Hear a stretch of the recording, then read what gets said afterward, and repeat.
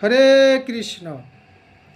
তো আসছে আগামী 26 তারিখ পরমেশ্বর ভগবান শ্রীকৃষ্ণের জন্মাষ্টমী। তো আমরা এই জন্মাষ্টমী ব্রত কিভাবে পালন করব, এই জন্মাষ্টমী ব্রত পালন করলে কি ফল লাভ হবে, না করলে কি দুর্ভোগ হবে, এবং এই জন্মাষ্টমীর সংকল্প কিভাবে আমরা করব সেটি আমরা সংক্ষেপে শ্রবণ করব। তো এই জন্মাষ্টমীর দিন যারা ভগবানের শুদ্ধ ভক্তরা রয়েছেন তারা ভগবানের সেবায় এত ব্যস্ত থাকেন যে তারা যে নিজেরা খাবার গ্রহণ করবেন সেটি তারা ভুলে যান।